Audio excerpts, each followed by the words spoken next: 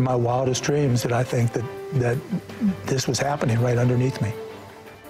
All new at 4, Mark Cuban apologizes and takes ownership for the toxic culture in the Dallas Mavericks front office. Well, all of this as the NBA releases an independent report and lists its sanctions on the team. And breaking news, the CEO hired to fix all of this is expected to speak at any moment now. Thanks for joining us. I'm Ken Molestina. And I'm Gilma Avalos. Here's a live look at the AAC where the special counsel is discussing the findings, taking questions now. The report details what they found after speaking to more than 200 Dallas Mavericks employees and what the team must do now moving forward. Cynthia Marshall is also expected to speak. We do have team coverage for you this afternoon. Our Keith Russell has more from team owner Mark Cuban, but we do want to start with Dan Haggerty at the AAC right now where that news conference is happening. Dan?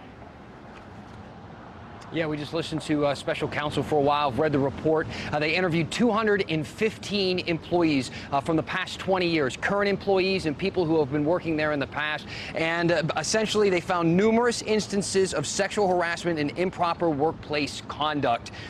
They went through a lot of documents here, guys. Emails, 1.6 million electronic documents. The most notable name in the report is former president and CEO Terdema Ussery, who was the focus of that Sports Illustrated article that first brought the public attention to these issues. The investigation found 15 women had reported inappropriate comments, touching, and forcible kissing by Ussery during his time in charge.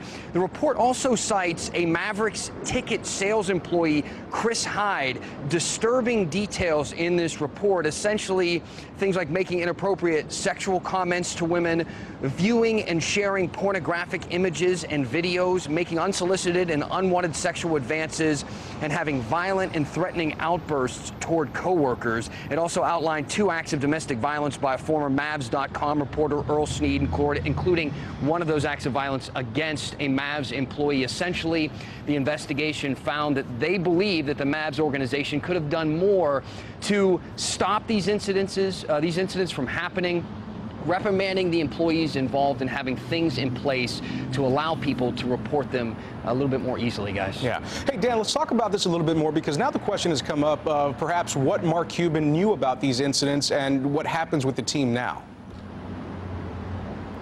So the investigation found that Mark Cuban had no indication that anything was going on with the former president and CEO, Ussery, that they interviewed those 215 people, and none of those people ever said that they told Mark Cuban about this. None of the emails that they found from Cuban or on the servers here at the Mavs organization had found anything to do with Ussery and some of the allegations and accusations that were made against him. One thing that was pretty interesting that came out during all of this is how Mark Cuban kind of spends his time with the organization, where he is way more heavily involved with the basketball side of things and those employees, which only makes up about 30 people, as opposed to the business side of things, which makes up 120 people.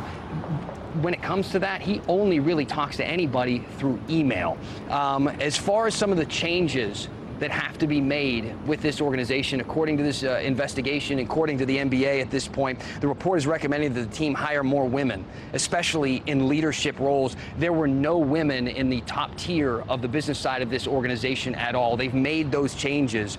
To have a better reporting process in place, something else that they have done to improve the HR department and to make some more clear guidelines for dealing with this sort of thing, which they have done as well. But there are a lot of recommendations in all, guys, about 13 different recommendations made by this report. The NBA is also going to require the Mavs to report to them quarterly as to how they are keeping up with these improvements. All right, Dan Haggerty live for us at the AAC. Thanks, Dan. Mark Cuban, meantime, has agreed to pay $10 million to women's organizations. That's far and above the maximum fine the NBA could hand down of $2.5 million. Our Keith Russell is in studio now with more on how Cuban is now handling these findings. Keith? Guys, definitely on the hot seat. You know, there are no suspensions, no loss of draft picks, and it needs to be pointed out that no Mavs coaches or players were incriminated in the report. Mark Cuban acknowledges he made several mistakes dealing with the issues because he had no idea of the magnitude of misbehavior. Speaking on ESPN, in his words, he had been in the Mavs business offices maybe 5 times in 15 years, but there's still no excuse. Just the pain that they went through my company.